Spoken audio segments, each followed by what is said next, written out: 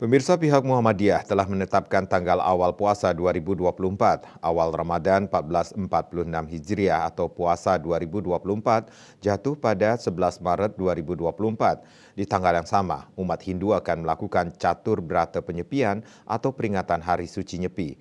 Untuk mengantisipasi hal-hal yang tidak terjadi seperti perayaan Hari Nyepi sebelumnya, Ketua PHDI Provinsi Bali Inyoman Kenak mengimbau seluruh elemen masyarakat untuk menjaga kelangsungan Nyepi lancar dan tertib.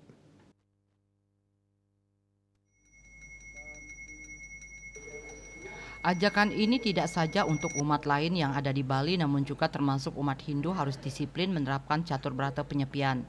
Hal tersebut penting ditaati untuk mewaspadai terjadinya pelanggaran tapa berata penyepian oleh masyarakat.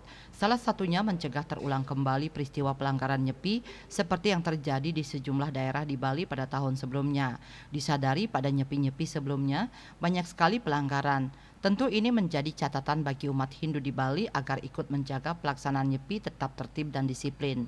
Selain upaya persuasif, dikatakan PHDI Bali juga melakukan upaya tegas seperti memberi atensi terhadap laporan pelanggaran nyepi dengan memberi pendampingan sebagai saksi ahli. Ini tanggung jawab bersama di PHDI, tentu memberi atensi agar tidak ada lagi pelanggaran terhadap nyepi.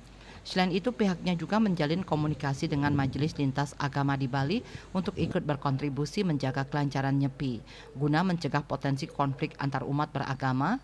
Kenak menyampaikan agar masyarakat mengendalikan diri dengan tidak menarasi provokatif, karena ia menilai adanya narasi provokatif dapat mengganggu ketertiban keamanan di Bali.